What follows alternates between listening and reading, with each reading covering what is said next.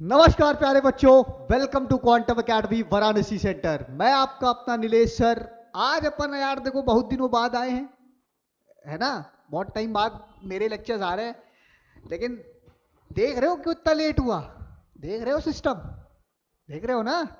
Back to back teachers आ रहे हैं भैया चैनल पे। अब गरीबी में पैसा आ गया है भाई, अब पैसा पैसा हो गया है। ठीक है, तो हाँ, रीजन यही था कि लेट एक टाइम लग गया मुझे एक सिस्टम बनाने में, कि अकेले मैं फिजिक्स पढ़ाता जा रहा था। फिर उसके बाद धीरे धीरे धीरे धीरे लोग आने लग गए। मैंने टीचर्स को काफ़ी ढूंढा, मिले, उनसे बात की, रिक्वेस्ट किया कि भैया ऑनलाइन बच्चों के लिए कुछ किया जाए। तो सारे टीचर्स एग्री कर रहे हैं। आज करते करते आज देखो एक अच्छी सिस्टमैटिक टीम बनी है अपने पास।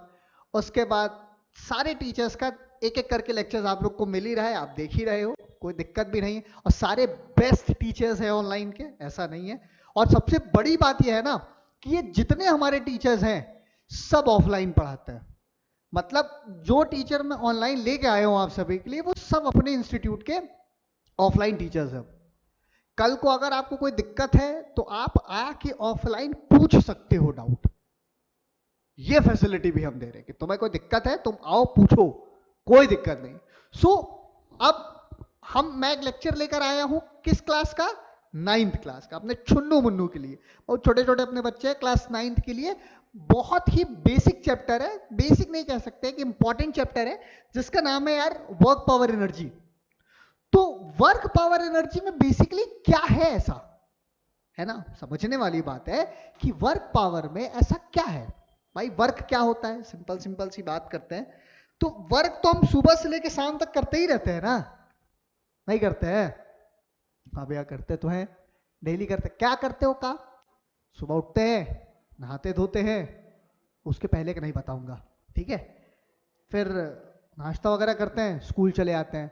स्कूल जाने के बाद हम क्या करते हैं? स्कूल में पढ़ाई करते हैं। तो वर्क ही तो कर रहे हैं सुबह से लेकर शाम तक, है ना। अच्छा, अब जब वर्क कर रहे हैं तो उस वर्क में लगने वाली एनर्जी भी यूज हो रही है हमारे पास। बोलो हाँ या ना। जो हम काम कर रहे हैं सुबह से लेकर शाम तक, उसमें हमारी एनर्जी भी तो लग रही है कि नहीं लग रही है? लग रही है ना। तो एनर्जी के बारे में हम पढ़ेंगे। फिर उसके बाद क्या पढ़ेंगे? सर इस एनर्जी को लगाने में पावर भी तो यूज हो रहा है। अरे यार काला नहीं आया क्या? गजब हाल है, सफेद लेना तो काला ले लिए, तो पावर भी तो लगता है।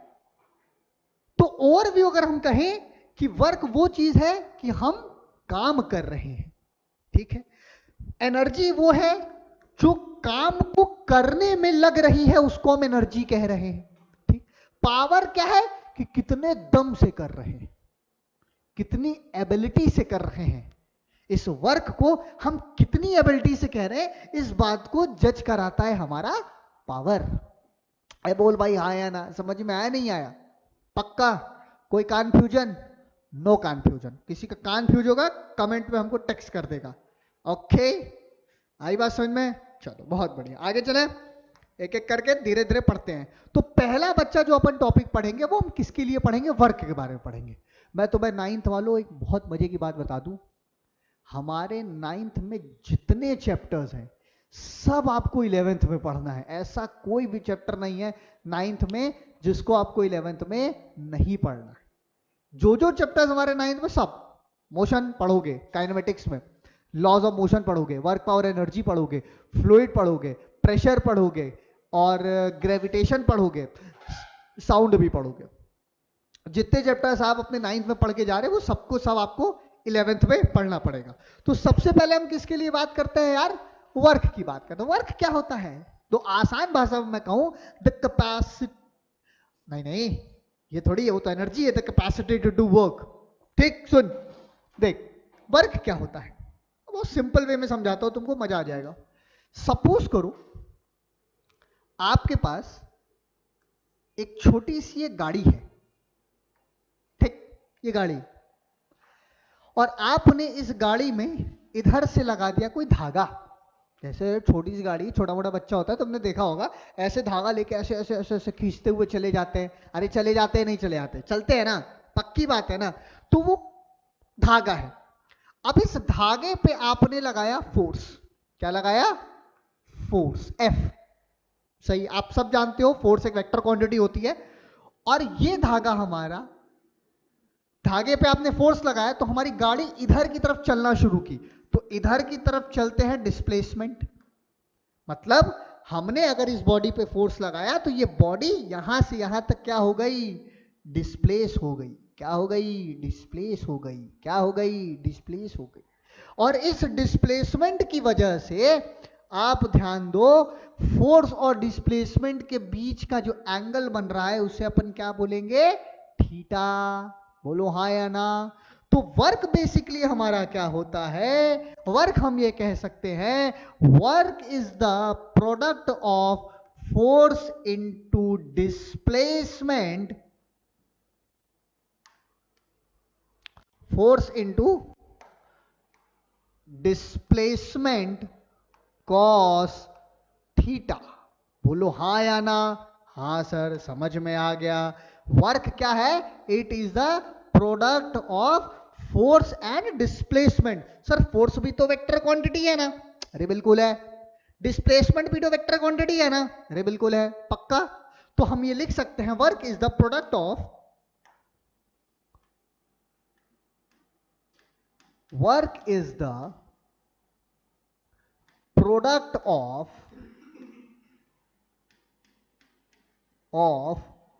फोर्स।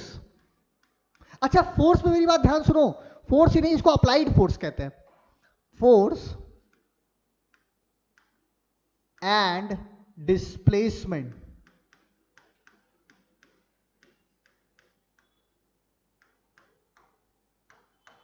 ठीक है? वर्क हमारा क्या है? फोर्स और डिस्प्लेसमेंट का क्या है भैया? प्रोडक्ट है। सर ये बीचवा में मल्टीप्लाई है क्या? देखो अगर हम मजे की बात बताएं, तब तुम क्लास 9 में जाओ, अरे क्लास 11 में जाओगे ना, तो यहाँ पे पढ़ोगे, इसको मल्टीप्लाई नहीं कहते हैं, इसको डॉट प्रोडक्ट कहते हैं। इसको क्या कहते हैं? डॉट प्रोडक्ट कहते हैं। सर ये कुछ अलग होता है क्या मल्टीप्लाई से? हाँ, ये मल्टीप्लाई से अलग होता है थोड़ा सा। ठीक, समझ में आई? वेयर यहां पे जो हमारा थीटा है, what is theta? Theta is the angle between two vectors. Two vectors का मतलब क्या हो गया? फोर्स भी एक वेक्टर क्वांटिटी है, डिस्प्लेसमेंट भी एक वेक्टर क्वांटिटी है, तो थीटा किसके किसके बीच का एंगल है? फोर्स एंड डिस्प्लेसमेंट का। थीटा इज द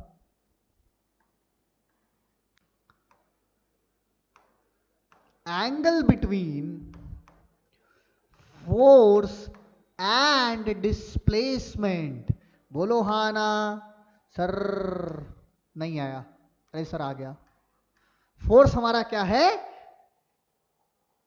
अरे सॉरी, थीटा हमारा क्या है? फोर्स और डिस्प्लेसमेंट के बीच का क्या है बच्चों? एंगल है। समझ में आ गया? सर इसका मतलब वर्क हमारा कैसी क्वांटिटी होगा? अगर हमारा फोर्स, ध्यान सुनना, फोर्स हमारा कैसा क्वांटिटी है? Vector quantity. डिस्प्लेसमेंट हमारा कैसा क्वांटिटी है? वेक्टर क्वांटिटी है। लेकिन हमारा वर्क जो होगा बच्चा, वो कैसा होगा?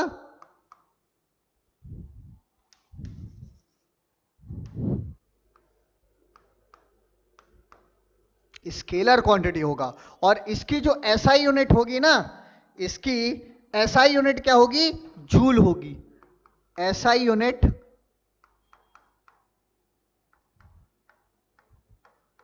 एसआई यूनिट क्या होगी? जूल। अच्छा, इसी जूल को बच्चों हम लोग एक चीज और कहते हैं, जरा ध्यान से समझना।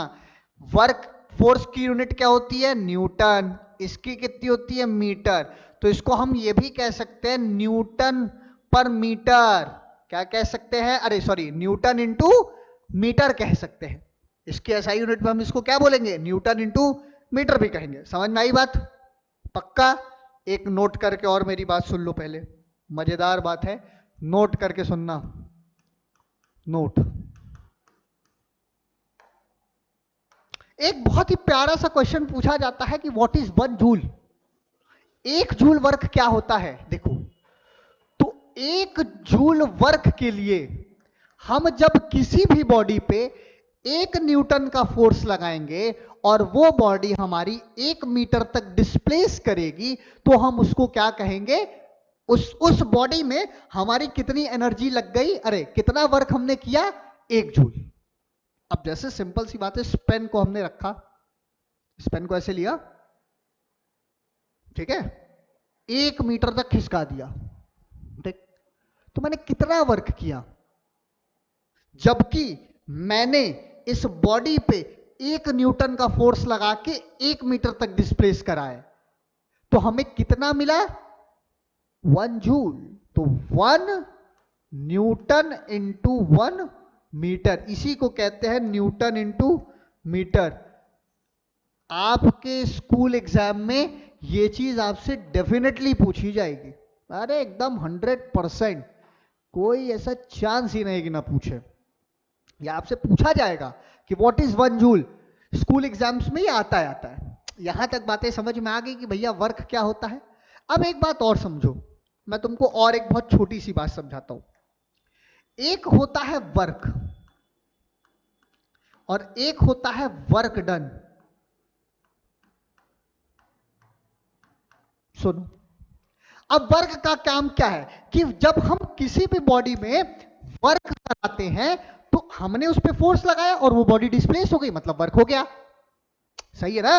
अरे सर काम कर दिया। अब तुम सोचो, तुमसे अगर मम्मी कहीं ए वहां गिलास उठाओ यहाँ रखो, तुमसे अगर तुम्हारी मम्मी है बेटा ऐसे वहां ग्लास उठाओ यहाँ रख दो, किचन में लाके रख दो, सिंक में लाके रख दो, तो तुम क्या करते हो, ग्लास को उठाते हो, सिंक में ले जाकर डाल देते हो, सिंपल, वर्क हो गया।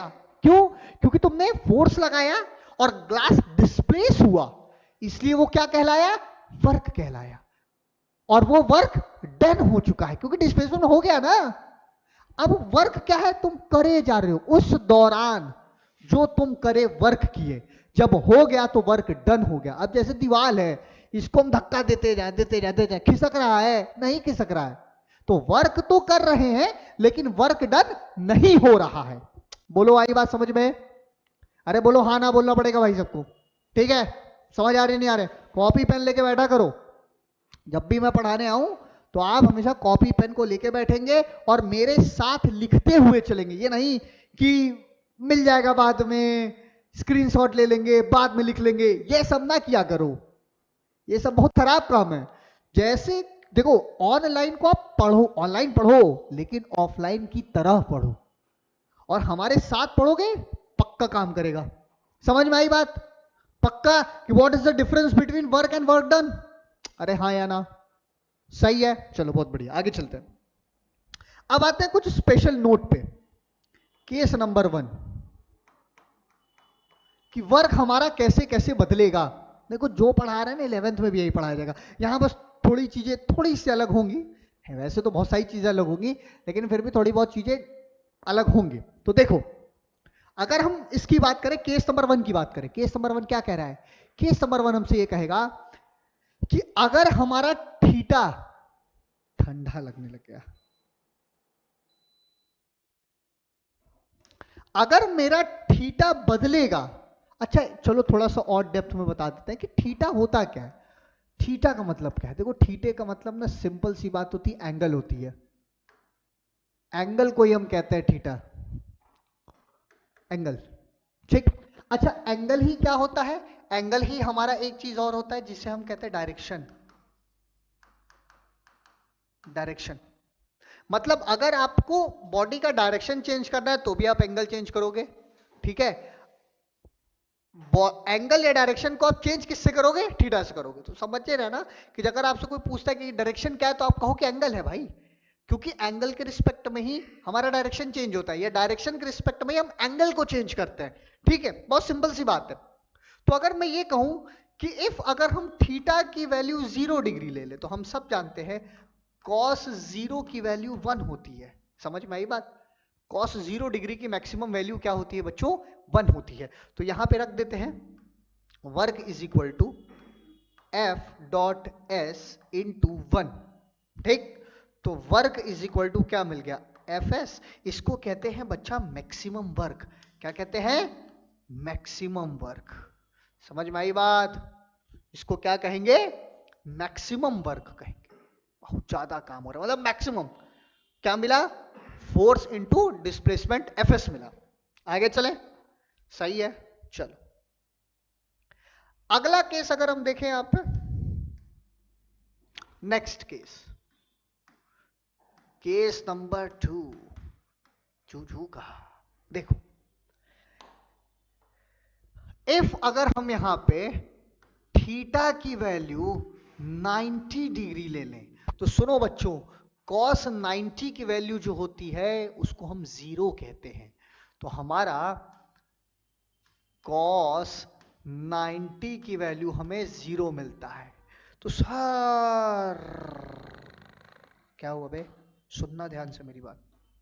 मान लीजिए अगर एक आदमी है हमारे पास कुली टाइप का, स्मार्ट सा कुली है, बेहतरीन, ठीक है, अगर ये जमीन पे मस्त एकदम खड़ा हुआ है, तो अगर इसने अपने सर पे बोझ रखा है, बोझा, इसने अपने सर पे कुछ मास ऐसे रखा है, तो ये बताइए क्या अकॉर्डिंग टू द फिजिक्स, भाई ये आदमी है जिसने अपने सर पे बोझ रखा है और सरफेस से 90 डिग्री का एंगल बना के ऐसे चल रहा है, समझ में आ रही है बात भाई? अब उसका डिस्प्लेसमेंट इधर की तरफ है, ठीक है, तो सरफेस से एंगल कितना बना रहा है, 90 डिग्री बना रहा है कि नहीं बना रहा है? तो अगर हम देखें तो work is equal to F dot S cos 90, तो work is equal to cos 90 की वैल्यू 0, तो एफ डॉट एस इंटू 0, तो वर्क डन बराबर इज ऑल्सो 0, हाँ या ना? ये देखो भाई, वर्क डन की वैल्यू और आपको क्या मिलने लग गई, 0। मतलब सर कूली को उन्हों काम में नहीं करता क्या?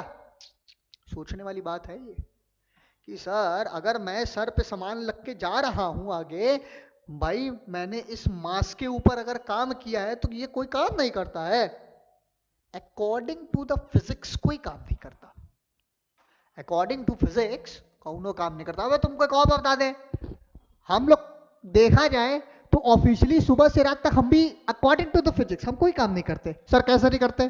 सर इतना काम करते हैं, आप पैसा भी लेते हैं, ऑफलाइन बच्चों को पढ़ाते हैं, वे तो पैसा किस बात का लेते हैं? सुनो मेरी बात, मैंने क्या बोला? अकॉर्डिंग टू द फिजिक्स ये बात बोली। मैंने किसके अकॉर्डिंग बोली? बनने फिजिक्स के अकॉर्डिंग। देखो सर कैसे कैसे नहीं कर सकते, सुनना मेरी बात ध्यान से, मुन्ना एकदम ध्यान सुनना, कि आप सुबह उठते हो अपने बेड पे, उठे, सारा काम किया, फिर रात को जाकर वहां सो गए, तो तुम्हारा नेट डिस्प्लेसमेंट क्या हुआ? 0 हुआ। अरे बोलो हाँ या ना? तुम्हारा जो डिस्प्लेसमेंट हुआ वो कितना हो गया? 0 हो गया कि नहीं हो गया? और जब तुम्हारा डिस्प्लेसमेंट 0 हो गया तो वर्क भी तो 0 ही हो गया ना? अरे हाँ सर, ये बात तो हम कभी सोचे ही नहीं। देखा जाए तो हमारे घर वाले हमको रोज कहते हैं साला कोई काम नहीं करता, एक काम का नहीं है, पढ़ता नहीं लिखता नहीं, कोई काम का लड़का नहीं है। इसका मतलब घर वालों को फिजिक्स आती है क्या? मोस्ट प्रोबेबिलिटी आ भी सकती है घर वालों को फिजिक्स, लेकिन सही बात है। तो सर इसके लिए क्या करें? बेड को थोड़ा सा डिस्प्लेस कर दो, 1 इंची खिसका दो, आधा इंची खिसका दो, तुम्हारा भी काम हो गया, वर्क डन भी हो गया। वर्क हुआ, वर्क डन नहीं होगा। तो इस केस में भी आपको क्या मिलेगा कि अगर आप 90 डिग्री पे चलेंगे तो आपका वर्क डन क्या होगा? 0 अकॉर्डिंग टू द फिजिक्स। लेकिन सर फिजिक्स ऐसा क्यों कहती है? देखो भाई, न्यूटन ने जितनी भी बातें बताई हैं, हम जो मैक्सिमम मैकेनिक्स पढ़ते हैं वो 2 बातों के लिए पढ़ते हैं। पहली बात तो ये है कि जिस केस के लिए हम फ्रिक्शन लेस सरफेस के लिए पढ़ते हैं, पहली बात क्या है, हम जो मैकेनिक्स पढ़ते हैं पहली बात है कि फ्रिक्शन लेस, मतलब अरे यार इसको क्या हो गया, हाँ ठीक, क्या हुई, ये क्या हो गई, हाँ सही है। देखो मतलब किसके लिए पढ़ते हैं? जहां म्यू की वैल्यू क्या होगी? 0, फ्रिक्शन की वैल्यू क्या हो जाएगी? 0, ठीक है, फ्रिक्शन लेस सरफेस और वैक्यूम स्टेट के लिए पढ़ते हैं, वैक्यूम के लिए। तो जब फ्रिक्शन 0 रहेगा तो ये आदमी वैसे भी नहीं चल पाएगा, जब चल ही नहीं पाएगा तो वर्क डन तो वैसे भी 0 हो गया ना? बोलो हाँ या ना? 90 डिग्री पे करके देखो, 0। ठीक, समझ में आई बात? तो इस बात को भी आप बहुत ध्यान से समझ लो कि हमको जो फिजिक्स पढ़ाई जाती है वो 2 केसेस के लिए पढ़ाई जाती है, कि पहले केस में हमारा फ्रिक्शन की वैल्यू क्या होगा? 0 होगा। दूसरी बात, फ्रिक्शन जीरो रख के हमको पढ़ाया जाता है, friction less surface. Sir friction should be zero, friction less body के लिए हम पढ़ते हैं। दूसरी बात किसके लिए पढ़ते हैं? वैक्यूम स्टेट के लिए पढ़ते हैं कि हमारा स्टेट कोई एक्सटर्नल, किसी भी तरह का कोई भी एक्सटर्नल फोर्स हमारे एटमॉस्फेयर की वजह से नहीं लगेगा, इसलिए हम फिजिक्स पढ़ते हैं। तब हम ये सारी वैल्यूज को कंसीडर करते हैं, अदरवाइज हम ये वैल्यू कंसीडर ही नहीं करते। ठीक है ना, आगे चले। तो अगला केस सर हमसे क्या कहता है, आओ देखते हैं चुन्नू।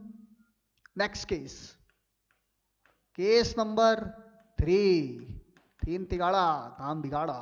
देखो अगला केस कहता है कि इफ, अगर हम थीटा की वैल्यू 180 डिग्री ले लें, तो देखो बेटा cos 180 डिग्री की वैल्यू -1 होती है, तो work is equal to force into displacement into -1। पहले अच्छा रख देते हैं, cos 180 डिग्री, तो work is equal to force into displacement into -1, तो work is equal to -F.S। अरे सर ये तो निगेटिव आ गया, सर हम काम माइनस में भी करते हैं क्या?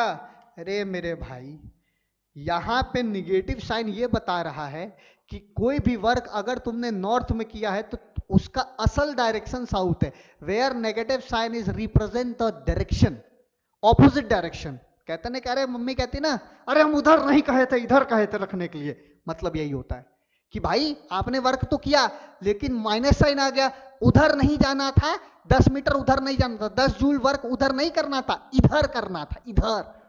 समझ में आया? अरे बोलो हाँ ना, पक्का? कोई कंफ्यूजन? No confusion. तो आगे चला जाए। देखो पूरे वर्क की कहानी भाई यहीं बता के मैंने रख दी, पूरा वर्क खत्म, 2 स्लाइड, थोड़े से केसेस, वर्क खत्म। इससे ज्यादा वर्क है ही नहीं भाई साहब। अच्छा एक बार और बता देता हूँ, जो छोटी छोटी बात, यहां मैंने सीजीएस यूनिट बताई है ना, अरे ऐसा ही यूनिट और सीजीएस यूनिट भी तुम लोग जान लो। वर्क की जो सीजीएस यूनिट होती है ना, वर्क की जो सीजीएस यूनिट होती है उसे अर्ग कहते हैं, ERG। ठीक, अर्ग, अर्ग क्या होता है? वर्क की सीजीएस यूनिट, मतलब छोटी यूनिट होती है। तो इसको याद रखना बेटा। अरे बोलो भैया समझ में आ रहा है ना? कोई दिक्कत, कंफ्यूजन? No confusion. तो हम लोग अब चलते हैं सवाल पे। जितनी भी बेसिक बेसिक थ्योरी वगैरह थी हमने पढ़ रखी है। ठीक, हमने पढ़ लिया फॉर्मूला क्या आया, वर्क क्या होता है ये पढ़ लिया हमने, फॉर्मूला क्या था ये पढ़ लिया हमने, ठीक है, क्वांटिटी क्या थी ये पढ़ लिया हमने, स्केलर थी, वेक्टर थी, पढ़ लिया ना, यूनिट्स वगैरह पढ़ ली। चलो तो अब सवाल करते हैं। पहला सवाल, क्वेश्चन हमसे क्या कहता है, आराम आराम से समझना। देखो क्वेश्चन करने की मैं तुम्हें एक बहुत ही शानदार ट्रिक समझाता हूं।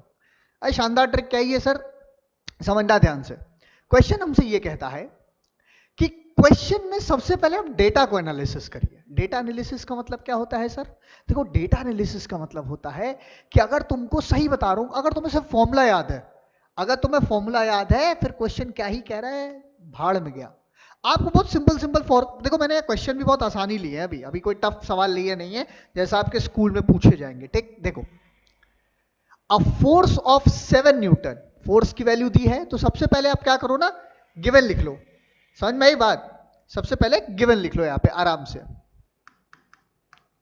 गिवन, गिवन में अपन क्या लिखते हैं कि जो जो हमको दिया हुआ है, जैसे क्या दिया है, हमको फोर्स की वैल्यू दे दी है 7 न्यूटन, ठीक है, और डिस्टेंस हमको कितना दे रखा है, 8 मीटर। डिस्टेंस कह सकते हैं, डिस्प्लेसमेंट कह सकते हैं, हमें दे रखा है 8 मीटर। ठीक, फिर लास्ट के क्वेश्चन में आप पढ़ो, this work done by the force, इस फोर्स की वजह से सिस्टम पे कितना वर्क डन आ रहा होगा। तो बहुत आसान है, आपको तो पता है ना फॉर्मूला। फॉर्मूला क्या होता है सर? फॉर्मूला तो आपने पढ़ाया था थोड़ी देर पहले, क्या? Work is equal to force into displacement. तो वर्क की वैल्यू निकालनी है अगर हमें, तो work is equal to force कितना है, 7 इंटू 8। वर्क की वैल्यू कितनी आ गई? आई थिंक तुम्हें 56 आ गया, बोलो हाँ या ना? 56 जूल मिला, 56 जूल। यही आपका क्या है बच्चा, answer.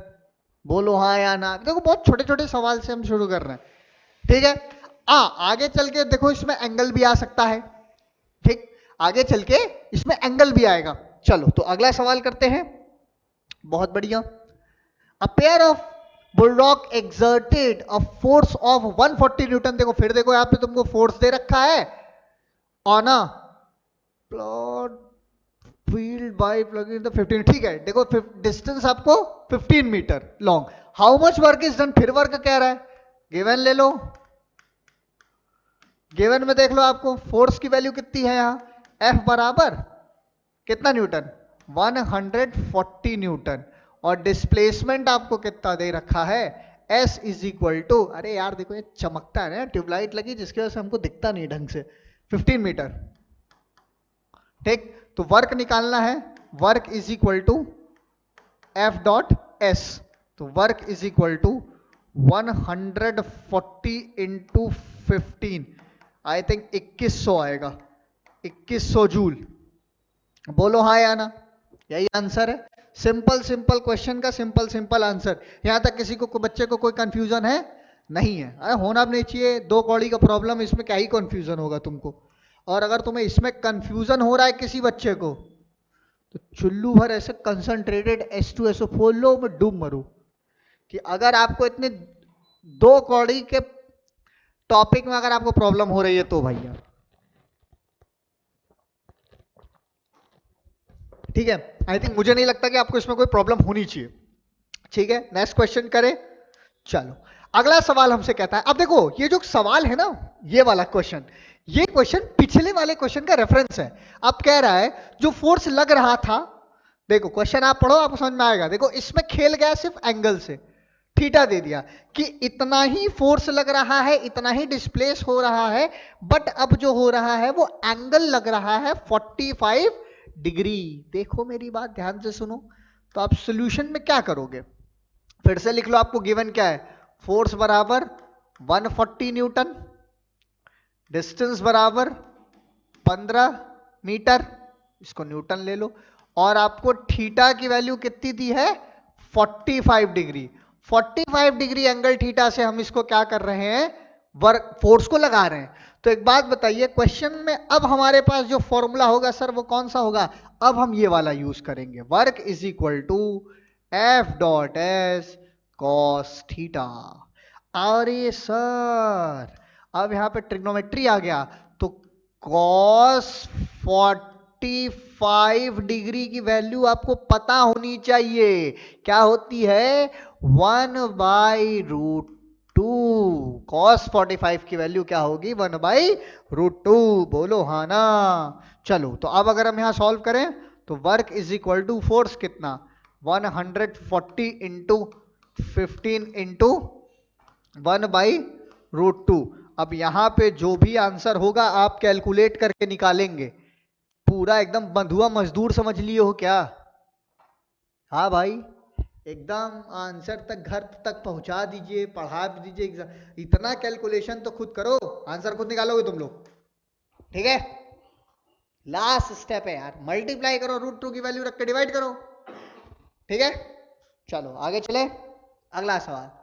A block of mass is 2 kg। A block of mass कितना दे रखा है, 2 kg, स्लाइड हो रहा है कितने एंगल से, यार 60 डिग्री। सर क्या हो रहा है, ये आपको मास की वैल्यू दे दिया है सर, क्वेश्चन में मास दे दिया, मास। देखो अब सुनो, अगर आपको मास दिया है और क्या दे रखा है भैया, ये देखो थीटा की वैल्यू दे रखी है, तो find the work done by the force of gravity as the block slide through 1 metre. अरे सर डिस्टेंस भी तो दिया है, 1 मीटर डिस्प्लेस भी कर रहा है, ठीक है। तो मतलब एक इंक्लाइन प्लेन हो सकता है। अच्छा, और वो इंक्लाइन प्लेन कैसा होगा, मान लेते कुछ ऐसा होगा। और अगर इस इंक्लाइन प्लेन पे हमारे पास एक ब्लॉक अगर ऐसे रखा है, मान लेते हैं जिसका मास m है, वो इधर की तरफ फोर्स लगाया गया, और इधर ये जो आपके पास बच्चा डिस्टेंस दे रखी है, ये डिस्टेंस आपको दे रखी डिस्प्लेस की 1 मीटर। नहीं समझे तुम,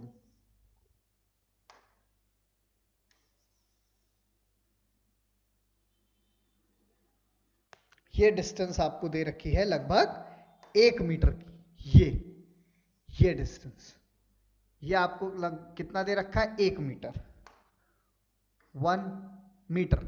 अब एक बात बताओ, तो ये एंगल कितना बनेगा? ये थीटा की वैल्यू 60 डिग्री होगी, पक्का ना? इस थीटा की वैल्यू 60 डिग्री है। तो सिंपल सिंपल सी तो बात है सर, क्यों इतना टेंशन ले रहे हैं आप? डोंट चिंता, आई एम जिंदा। देखो यहां पे हमें मास दे दिया है, मास m बराबर 2 kg, ठीक है, s बराबर 1 मीटर, थीटा बराबर 45 नहीं यार 60 है ना, थीटा की वैल्यू 60 डिग्री है, ठीक। थीटा की वैल्यू कितनी है बच्चों? 60 डिग्री है। बहुत आसान है यार। तो एक बात बताओ, work is equal to force की जरूरत पड़ती है? सर फोर्स नहीं दिया है हमको यहां पे, सर यहां पे हमें फोर्स नहीं दिया है, तो क्या दिया सर? मास दिया है। अरे गधों, ये देखो एक्सेलरेशन ड्यू टू ग्रेविटी भी तो दे रखी है। तुमको तो एक बात पता है ना, तुम लोगों को गधोड़ों को एक छोटी सी बात पता है ना कि F बराबर ma होता है, तो F बराबर s को g से अगर हम रिप्लेस कर दें due to acceleration due to gravity, तो F बराबर क्या हो जाएगा? mg हो गया। तो फोर्स की जगह आप ये रख सकते हैं, बोलिए मेरे बच्चों। चलिए बिल्कुल रखते हैं। तो फोर्स की जगह क्या रखेंगे? W बराबर mgs cos थीटा। अरे सर ये तो आ गया, बहुत आसान। तो work is equal to mg की वैल्यू कितनी? m की वैल्यू है 2 इंटू g की वैल्यू असल में 9.8 होती है, लेकिन हम लेंगे किसको? 10 को लेंगे, क्योंकि क्वेश्चन क्या रखा है? Into 1 into 60 degree. अब यहाँ cos 60 डिग्री की वैल्यू होती है 1/2, तो 2 से 2 कैंसिल, तो वर्क इज इक्वल टू कितना आ गया? 10 जूल। अरे बोलो भैया, हाँ या ना? कोई confusion? Sir no confusion. Sir बहुत गर्मी लग रही है आपको? अरे बहुत लगती है यार, एक्चुअली लाइटिंग वगैरह ज्यादा है ना, इधर से भी गर्मी, ये भी अलग अपना हीट एनर्जी दे रहा है। अभी देखो एनर्जी जब पढ़ेंगे तो हम अलग अलग टाइप्स के एनर्जी की बात करेंगे। समझ में आई मुन्ना ये बड़ी बात? आगे चले, चलो एनर्जी की बात आ ही गई, ठीक है। बात किसकी आ गई? एनर्जी की आ गई। तो अब जानते हैं कि हमारे पास एनर्जी क्या होता है। देखो सिंपल सी अगर बात करें तो डेफिनेशन यहां पे लिखा हुआ है, energy is defined as the capacity to do work. मतलब आप जितना काम करते हैं, उस काम को करने के लिए जिस चीज की जरूरत होती है उसे हम क्या कहते हैं? एनर्जी। सही बात है, पक्का? मतलब हम जो काम कर रहे हैं, जैसे अगर मैं इस रिमोट को उठा के यहां से यहां ला के रख दिया तो मुझे एनर्जी की जरूरत है, लेकिन हो क्या रहा है? काम हो रहा है। भाई तुम भी क्या करते हो? आपको कभी कभी बीमार हो जाते हो, टाइफाइड हो जाता है, तो आप क्या कहते हो? अरे सर बहुत वीकनेस है, कहते हो ना? अरे सर बहुत कमजोरी है, आज कोचिंग नहीं आ पाएंगे, सर बहुत वीकनेस है, एनर्जी ही नहीं है। डॉक्टर पर जाते हो, कहते हो कि नहीं अरे डॉक्टर साहब बहुत एनर्जी लो लग रहा है, तो वो तुमको एनर्जी ड्रिंक देता है, रेड बुल। अरे रेड बुल नहीं देता है वो। मैं तुमको बताऊं, जब मुझे हुआ था तो मुझे क्या दिया था? अरे यार एक ऑरेंज कलर का था, ऑरेंज फ्लेवर में एनर्जी ड्रिंक देता था कि आप उसको इनटेक करते रहिए, हर 25 एक एक डेढ़ घंटे में आप उसको इनटेक करते रहिए, ठीक है। तो एनर्जी क्या है भैया? काम को करने के लिए जिस चीज की जरूरत पड़ती है वो एनर्जी है, सिंपल। अरे हाँ या ना? समझ आया नहीं आया? पक्का? चलो बहुत बढ़िया। कह रहे अब सुनो, एनर्जी बेसिकली होता है क्या? देखो एनर्जी थोड़ा सा अगर हाई लेवल की बात करूं ना, high level, sir high level बढ़ाओ, हाई लेवल। देखो हाई लेवल में क्या होता है, एनर्जी तो बेसिकली हमारे पास दो टाइप में एनर्जी को कैटेगराइज कर दिया गया। अगर मैं तुमसे कहूं energy is basically categorize into 2 part. अच्छा 2 पार्ट में भी नहीं होता है भाई, मैं तुमको तुम सच बताता हूं।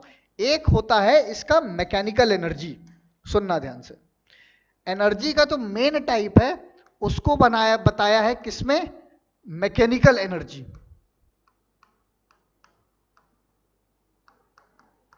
मैकेनिकल। अब इस मैकेनिकल एनर्जी के ना भैया दो दो पार्ट बताए गए हमको। क्या क्या बताए गए? देखो एक हमको बताया गया, मैकेनिकल का बता रहा हूं, मैकेनिकल एनर्जी को दो एनर्जी में कन्वर्ट किया गया कि भैया मैकेनिकल के दो पार्ट है, एक है हमारा काइनेटिक एनर्जी, काइनेटिक एनर्जी, दूसरा हमें बताया गया पोटेंशियल एनर्जी। क्या बताया गया? Potential energy.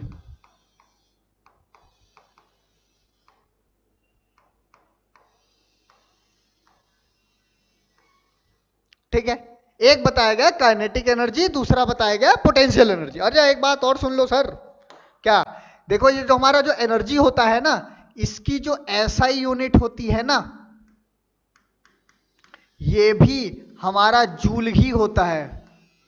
क्या होता है? जूल। मतलब एनर्जी और वर्क की जो यूनिट होती है बच्चों, वो सेम होती है। समझ में आया? अरे आया नहीं आया? अरे आएगा, बहुत आराम आराम से पढ़ा करो एकदम। और पहली बात बताते हैं तुम लोग ना, ये स्क्रीनशॉट वाला नाटक हटाओ, स्क्रीनशॉट लेके मत पढ़ा करो। आप क्या क्या करो, बढ़िया अच्छे से वो रखा करो अपने पास, कॉपी और पेन। कॉपी पेन रहेगा ना तो मेरे साथ पढ़ते चलता करो, लिखते चला करो, इससे ज्यादा स्कूल स्कूल में आएगा नहीं तुम्हारे। हाँ, अब तुमको थोड़ा हाई लेवल पढ़ना है तो जितने इससे रिलेटेड, जैसे एनटीएससी में क्वेश्चंस पूछे गए हैं, ओलंपियाड्स में क्वेश्चन पूछे जाते हैं, अब इससे थोड़ा सा 11th लेवल पे सवाल बनते हैं, ठीक, तो उसकी मैं क्वेश्चन की सीरीज बना के डाल दूंगा। मतलब 30-35 प्रॉब्लम एकदम बढ़िया से सॉल्व करूंगा यहाँ पे। ठीक है, तो वो प्रॉब्लम आपको कोई भी एग्जाम दो, चाहे कोई एंट्रेंस एग्जाम दोगे, जैसे जनरली 9th का बच्चा जब 10th में जाता है, तो 10th के बाद अब मैंने जहां तक देखा है भाई हमारे यूपी में, यहाँ केंद्रीय विद्यालय का एग्जाम दिया जाता है 11th के एडमिशन के लिए, नवोदय विद्यालय का एग्जाम्स दिया जाता है, तो उसके एंट्रेंसेस में आपको ये क्वेश्चंस बहुत हेल्प करेंगे। ठीक, तो स्कूल के लिए तो कर ही रहे, समझ आई बात?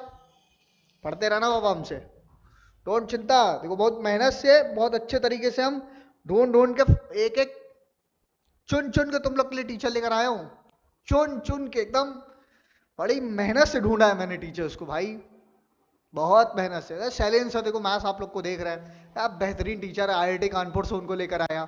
निखिल सर देखिए कितने बेहतरीन केमिस्ट्री के टीचर हैं, ठीक है, उनको मैंने बीएचयू से लाया भाई। देखो और सबसे बड़ी की बात, ये सारे के सारे ऑफलाइन में पढ़ा रहे हैं, मतलब ऐसा नहीं है कि सब ऑनलाइन में ही है, सब ऑफलाइन में भी धुआं धुआं मचा के रखे हैं। तंशुक सर भैया वो तो डॉक्टर है, तंशुक सर आपके बायो वाले, ही इज अ डॉक्टर, वो भी बीएचयू से ही है। ठीक है, हम ही एक गरीब आदमी है, हम ही है बस काम चलाऊ, थोड़ा बहुत आता है, पढ़ा वढ़ा देते हैं। ठीक है, तो बस इसी तरह पढ़ते रहिए, आगे चले। तो हमने एनर्जी के बारे में बता दिया। अब पहली बात तो एक बात जान लो कि होता क्या है, सुन लो। काइनेटिक एनर्जी क्या है? काइनेटिक एनर्जी कैसी एनर्जी है मुन्ना, सुनना, ठीक, काइनेटिक एनर्जी एक ऐसी एनर्जी है जो किसी भी बॉडी के मोशन की वजह से आती है। अगर मुझे बॉडी के अंदर मैंने मोशन डेवलप कर दिया, ठीक है, तो उस बॉडी के अंदर कौन सी एनर्जी आ गई? काइनेटिक एनर्जी आ गई। ठीक, समझ में आई बात? इसका फॉर्मूला भी होता है एक छोटा सा, जिसको हम कहते हैं के ई, काइनेटिक एनर्जी बराबर हाफ एम वी स्क्वायर। अरे अभी आगे चलोगे ना, तो अभी मैं जब काइनेटिक एनर्जी पढ़ाऊंगा तो मैं उसमें आप लोगों को बताऊंगा कि काइनेटिक एनर्जी का फॉर्मूला कैसे आया, प्रूफ करेंगे। पोटेंशियल एनर्जी हमारा बच्चा क्या होता है?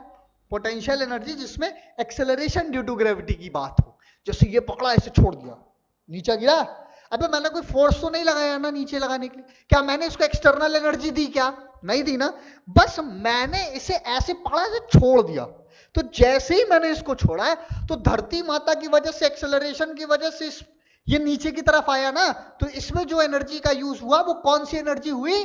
Potential energy. तो potential energy is equal to M G H. बोलो हाँ या ना?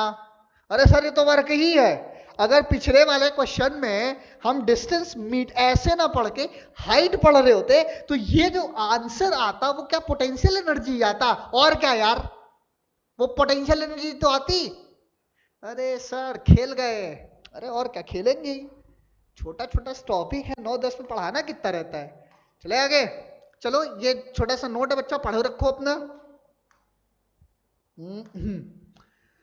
देख लो यहां पे मैंने एकदम साफ साफ बता रखा है कि एनर्जी और वर्क की जो एसआई यूनिट होती है वो सेम होती है। एक बात और, इनकी जो सीजीएस यूनिट होती है, याद रखना, चुन्नूलाल याद रखना कि इनकी जो CGS यूनिट होती है वो होती है अर्ग, ERG। तो एक बार मैं तुम लोग को बहुत मस्त सी बात बता देता हूं कि 1 जूल में 10⁻7 अर्ग होता है।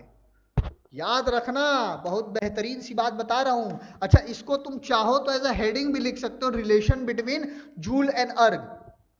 ठीक है बच्चों, इसको तुम ले लो, हेडिंग ले लो, रिलेशन बिटवीन जूल एंड अर्ग। देख, इसको तुम रिलेशन बिटवीन जूल एंड अर्ग के टर्म्स में भी ले सकते हो, और यही रिलेशन आता है कि 1 जूल में 10⁻7 अर्ग होते हैं। बोलो हाँ या ना, समझ में आई बात? पक्का? चल, बहुत बढ़िया, आगे चलते हैं। अब आता है हमारा टाइप्स ऑफ एनर्जी पढ़ते हैं, छोटी छोटी जो हमारी एनर्जीज हैं। जैसे कि हम पहले एनर्जी की बात करेंगे, heat energy. What is heat energy sir? अरे सर, गर्मी, अभी ठंडी आ रही है, अब जैसे देखो हमको ठंडा लगने लग गया, ठीक, अब हमने एसी बंद कर दिया। अब अगर मैंने एसी को बंद कर दिया, अब मुझे हीट एनर्जी चाहिए। क्यों? क्योंकि मुझे ठंड लग रही है। जैसे आपको ठंडी वंडी आती है तो आप क्या करते हो? आग जलाते हो, आग सेकते हो। तो वो किसकी वजह से भाई? Heat energy. आप जो गर्माहट लेते हो वो एनर्जी कौन सी है? हीट एनर्जी कहते हैं उसको। बोलो बात आई समझ में? कोई कंफ्यूजन? No confusion. देखो आग वाग जल रहा है भाई, बढ़िया, एकदम गर्म लग रहा है। चलो, अगली एनर्जी हमारी केमिकल एनर्जी। केमिकल एनर्जी क्या है बच्चा? The energy which is stored bond of a chemical compound molecule and atom. समझ आई बात? सिंपल है, माचिस और चीज जलाते हो काहे लिए? और देखो केमिकल एनर्जी, तुमने केमिकल प्लांट्स देखे होंगे, जो सर्फ बनता है, साबुन बनता है, ये सब केमिकल से ही तो मिलके बनते हैं।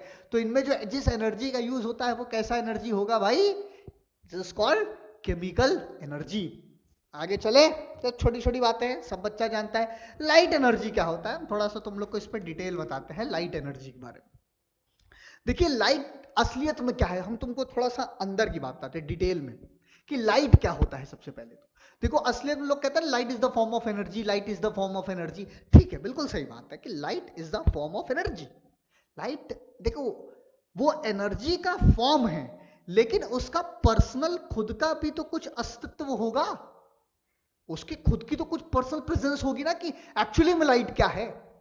भाई एनर्जी का तो टाइप हूं, ऐसे तो साउंड भी है, sound is the form of energy, heat is the form of energy, light is the form of energy. तो क्या लाइट, साउंड और हीट तीनों एक ही चीज है क्या? सोचने वाली बात है ना। अब तुम साउंड की डेफिनेशन की तरफ जाओ तो पर्टिकुलरली साउंड का डेफिनेशन क्या कहता है कि sound is the form of energy which create the sensation in our ears. हमारे कान में वाइब्रेशन एंड सेंसेशन पैदा करता है, जिसको हम सुनते हैं, वो क्या है? साउंड है। उसी तरह लाइट, सच में अगर मैं तुमको बताऊं तो लाइट क्या है? इट इज द कॉम्बिनेशन, इसको हम कहते हैं ईएम वेव, इलेक्ट्रो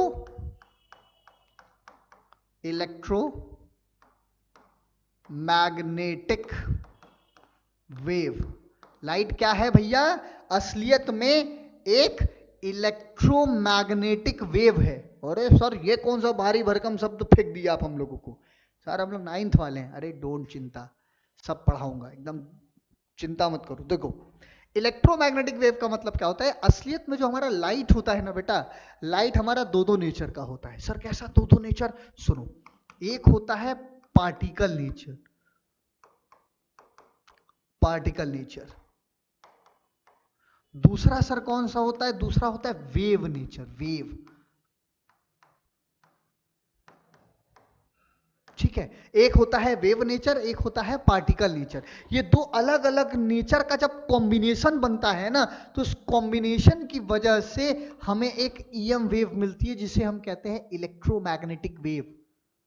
अरे सर ये तो बहुत हाई लेवल की बात हो गई। अरे कुछ नहीं है, 11-12 में आओगे, बहुत डिटेल में पढ़ाएंगे इसके में। 12th में आप आएंगे तो इसको हम पढ़ते हैं, पता है किस नाम से? एक टॉपिक पढ़ते हैं जिसको हम पढ़ते हैं ऑप्टिक्स। ऑप्टिक्स के 2 ब्रांचेस हैं, एक है रे ऑप्टिक्स, एक है हमारा वेव ऑप्टिक्स। तो इसमें पार्टिकल नेचर की बात करेंगे और इसमें वेव नेचर की लाइट की बात करेंगे। ठीक है, उसमें पार्टिकल नेचर और इसमें वेव नेचर की बात करेंगे। किसके? लाइट के। देखो लाइट ना भाई, देखो दो दो नेचर है भाई एकदम, जो डुअल नेचर, इसीलिए कहा जाता है कई कई बड़ी अच्छी अच्छी किताबों में 12th में कहा गया, और किसी एग्जाम में पूछता है लाइट का एक्चुअल नेचर क्या है, तो आप कहोगे लाइट हमारा डुअल नेचर है। लाइट असल में कैसा नेचर है? डुअल नेचर है, जो पार्टिकल नेचर भी है और वेव नेचर भी है। सर थोड़ा सा क्यूरियोसिटी हो रहा है, और बताएंगे? नहीं बताएंगे, बिल्कुल नहीं बताएंगे। 9th में हो इतना जान लो बस, ठीक है? नहीं तो तुम जाओगे 10th वालों, अपने स्कूल के 10th वालों में जाके स्टाइल मारोगे तुम, हमको भरोसा है तुम पे। चलो आगे चलो, बग नहीं बताऊंगा। देखो नेक्स्ट है बच्चा हमारा electrical energy. What is electrical energy? Electrical energy हमारी क्या है भाई? देखो बैटरी में जिस टाइप की हमारी एनर्जी है, या जितने भी हम एनर्जी से हमारे इलेक्ट्रिकल अप्लायंसेस को यूज करते हैं, जलाते हैं, लाइट जलाते हैं, पंखा चलाते हैं, टीवी चलाते हैं, एसी चलाते हैं, पैनल चलाते हैं, कुछ भी चलाते हैं, ये सब कैसी एनर्जी है? इलेक्ट्रिकल एनर्जी की वजह से है। ठीक है, चलो आगे चलें। अब नेक्स्ट है बच्चा हमारा nuclear energy. What is nuclear energy? देखो न्यूक्लियर एनर्जी ना बहुत ही खतरनाक एनर्जी है, मैं तुमको सही बताता हूं। न्यूक्लियर एनर्जी जो है बहुत ही खतरनाक एनर्जी है। सर खतरनाक एनर्जी बोले तो? देखो खतरनाक एनर्जी बोले तो कि तुमने सुना होगा जितने भी न्यूक्लियर बॉम्ब वगैरह ये सब चीजें बनती है वो किसकी? न्यूक्लियर एनर्जीज बनती हैं। बड़े बड़े पावर प्लांट्स लगे रहते हैं इसके, ठीक है, और इसमें न्यूक्लियर रिएक्शंस होते हैं। अच्छा जब हम आप 10th में आएंगे तो आप ये चैप्टर पढ़ेंगे सोर्स ऑफ एनर्जी में, उसमें थोड़ा सा टॉपिक है न्यूक्लियर एनर्जी के बारे में, जिसमें हम थोड़ा डिटेल वहां बात करेंगे। यहाँ पे आपका एक सिंपल सी बात है। और न्यूक्लियर न्यूक्लियस मतलब न्यूक्लियस होता है भाई, न्यूक्लियस का मतलब एटम का वो सेंटर पार्ट, ठीक है। अब किसी पे न्यूक्लियस में आपको क्या क्या मिलेगा? इलेक्ट्रॉन मिलेगा, प्रोटॉन मिलेगा, न्यूट्रॉन मिलेगा, है ना। जो न्यूक्लियस के अंदर एटम आप जानते हो ना, न्यूक्लियस के अंदर न्यूट्रॉन और प्रोटॉन रहते हैं, इलेक्ट्रॉन हमारा यहाँ ऑर्बिट पे सर्कुलर मोशन करता रहता है, करता रहता है, करता रहता है। तो जो एनर्जी होगी न्यूक्लियस की वो कैसी होगी? न्यूक्लियर एनर्जी होती है। सेंटर, जैसे आपके पेट के नेवल में जो एनर्जी डेवलप हो रही है, आपके बॉडी का सेंटर वही है ना, आपका नेवल है ना, तो वहां जो न्यूक्लियर एनर्जी वो सेंटर एनर्जी है आपकी बॉडी का। उसी तरह हमारा ये न्यूक्लियर एनर्जी है। ठीक, चलो आगे चलते हैं। अब आते हैं बाबा हम किसके ऊपर? इसके ऊपर। हमारा जो नेक्स्ट टॉपिक है वो है मैकेनिकल एनर्जी। अरे सर अभी अभी तो पढ़ाए थे, वही है क्या? Same, don't change. कि हम ये कह सकते हैं कि हमारा जो मैकेनिकल एनर्जी होता है, mechanical energy is equal to sum of kinetic energy and potential energy. जब आप काइनेटिक एनर्जी और पोटेंशियल एनर्जी को जोड़ देते हैं तो जिस एनर्जी की प्राप्ति होती है उसको हम क्या कहते हैं? मैकेनिकल एनर्जी भी कहते हैं, या हम कभी कभी उसे बच्चों टोटल एनर्जी भी कहते हैं। ठीक है, उसको हम क्या कहते हैं? टोटल एनर्जी भी कहते हैं। बोलो बात आई समझ में? हाँ सर सुनो, अब देखो यहां पे होता क्या है। अब ये बेचारा गाड़ी है, देखो ऊपर की तरफ चल रहा है, जब ये ऊपर की तरफ जाएगा इसके अंदर वेलोसिटी भी होगी। सर बिल्कुल होगी। जब इसके अंदर गाड़ी ऊपर की तरफ चल रहा है तो इसके अंदर वेलोसिटी v आई, एक पॉइंट पे अब ये ढंगला के नीचे जाएगा तो इसको कोई एनर्जी की जरूरत पड़ी। कौन सी एनर्जी? Potential energy. एनर्जी जितनी आपने इन की उतनी ही आपने आउट कर दी। काइनेटिक एनर्जी की वजह से इन किया, पोटेंशियल एनर्जी की वजह से आउट कर दिया। तो सिस्टम कैसा है यहाँ पे? कंजर्व है। सिस्टम कैसा है?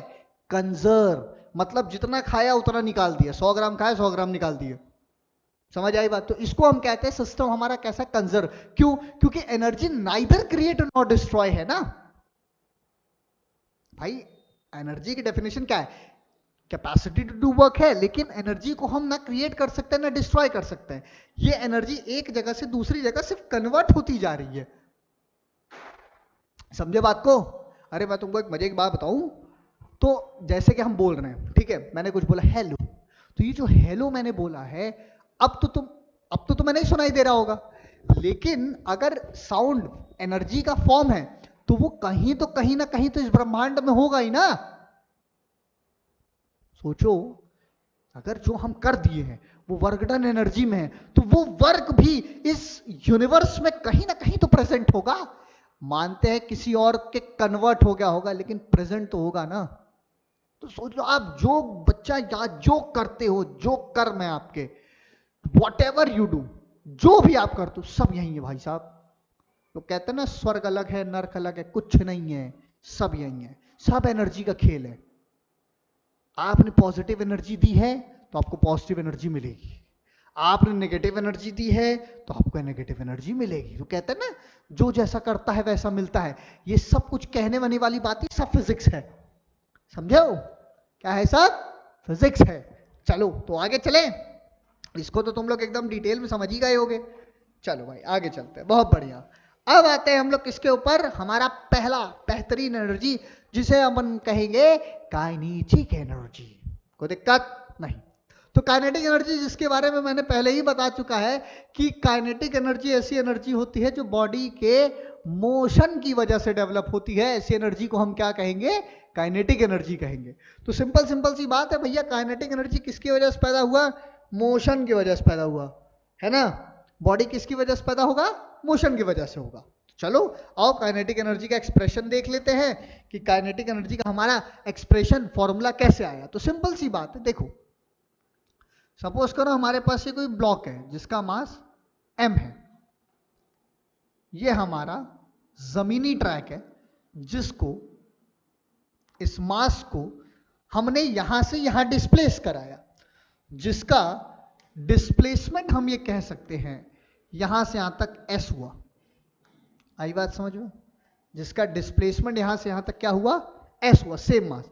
यहां पे जो इनकी भाई साहब की इनिशियल वेलोसिटी u होगी, वो क्या होगी? 0। यहां पहुंचने के बाद इन भाई साहब की फाइनल वेलोसिटी क्या हो जाएगी? v। इन सब में एक चीज कॉमन होगा, t। बोले तो टाइम। बोलो हाँ या ना? सही है ना? अगर हमसे ये कहा जाता है कि सर ये बताइए, वर्क को पाने के लिए, अरे एनर्जी को पाने के लिए हमको वर्क के पास जाना है, तो इसका मतलब आप ये कह सकते हैं ना कि हम कहीं ना कहीं work is equal to force into displacement ही पाएंगे। Work is equal to force into displacement ही तो पाएंगे ना। तो क्या मुझे पहले फोर्स का पता हो जाना चाहिए? बिल्कुल सही बात। फोर्स का आपको पता चल जाएगा, डिस्प्लेसमेंट से मल्टीप्लाई कर देंगे, पक्का। तो एक बात बताइए सर, फोर्स का पता होना के लिए F की जगह हम क्या ले सकते हैं? ma into S. हाँ बिल्कुल सही पकड़े गुरु, तुम तो यार बहुत अच्छे आदमी हो तुम। तो सर मास तो दिख रहा है m, डिस्टेंस भी दिख रहा है s, सर ये एक्सेलरेशन नहीं है यहाँ पे।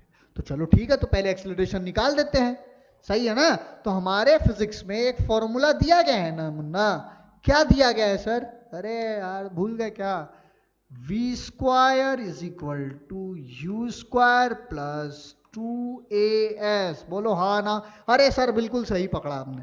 तो v स्क्वायर बराबर 0 प्लस 2as। तो यहां से एक ही वैल्यू हमको कितनी मिल जाएगी? v square by 2s। अरे सर आ गया एक्सेलरेशन। तो सर हमें एक्सेलरेशन की वैल्यू मिल गई है, और हमें एक्सेलरेशन की वैल्यू अगर मिल गई है मुन्ना, तो हम क्या करेंगे? ध्यान से सुनना, ये सीधा है ना? हाँ ठीक। देखो अगर मुझे एक्सेलरेशन की वैल्यू मिल गई है तो उठा के यहीं पे रख देंगे। तो वर्क इज इक्वल टू क्या था? M A M into A की जगह क्या रख देंगे? V square by 2s into S. अरे सर एक एस से एक एस कैंसिल, एक एस से एक एस कैंसिल, तो क्या मिल गया? Work is equal to M V square by 2। Sir इसी को काइनेटिक एनर्जी कहते हैं क्या? काइनेटिक एनर्जी बराबर हाफ एम वी स्क्वायर। अरे सर आप तो क्या ही बता दिए, क्या ही खतरनाक खेल बताया है आपने। मजा आ गया, मजा आया नहीं आया? बोलो भाई, एकदम सही बात। आ गया काइनेटिक एनर्जी का formula half M V square कि नहीं आया? बोलो। अब देखो एक बात हमेशा ध्यान रख लेना, काइनेटिक एनर्जी जो होती है हमेशा क्या होगी, पॉजिटिव होगी, क्योंकि कभी भी काइनेटिक एनर्जी निगेटिव नहीं हो सकता है, समझ लेना। तो हम ये लिख लेते हैं, काइनेटिक एनर्जी इज, इतना हम क्यों लिखेंगे, काइनेटिक एनर्जी क्या होगा, हमेशा पॉजिटिव होगा, निगेटिव नहीं होगा, क्योंकि मास निगेटिव नहीं हो सकता, वेलोसिटी का स्क्वायर कभी भी निगेटिव नहीं हो सकता, इसलिए हमारा काइनेटिक एनर्जी भी कभी निगेटिव नहीं हो सकता। बोलो हाँ या ना, आई बात समझ में? कोई कंफ्यूजन किसी बच्चा को नहीं ना? या उतार लो, एकदम छाप लो अच्छे से, स्क्रीनशॉट नहीं लेना कोई लोग, अच्छे से छापो, ठीक है? चलो सही है, जो भी अभी मैंने पीछे बताया, काइनेटिक एनर्जी निगेटिव नहीं हो सकता, वही बात है यहाँ पे, ठीक? चलो आगे चले। नेक्स्ट हमसे क्या कह रहा है, रिलेशन बताइए काइनेटिक एनर्जी और लीनियर मोमेंटम के बीच में। क्या आपको बताना है? Relation between kinetic energy and linear momentum. अरे लीनियर मोमेंटम के बारे में तुम लोग जानते हो कि नहीं? क्या है? P is equal to M V, यही हमारा लीनियर मोमेंटम होता है। और हमारी काइनेटिक एनर्जी क्या होती है? हाफ एम वी स्क्वायर होती है। तो सुनो, अगर इसको काइनेटिक एनर्जी के टर्म में ले आए, इधर एम वी तो स्क्वायर कर दे, तब दोनों साइड हम बोथ साइड हम क्या कर दें, स्क्वायर कर दें, तो क्या मिल जाएगा? पी स्क्वायर बराबर M square V square. Sir थोड़ा थोड़ा तो दिख गया, और इसको कैसे काइनेटिक एनर्जी में ला सकते हैं बताओ? आप क्या करो, हाफ से मल्टीप्लाई करके स्क्वायर, दोनों तरफ क्या कर रहे हैं, हाफ हाफ से मल्टीप्लाई कर देंगे ना, तो हाफ एम वी, हाफ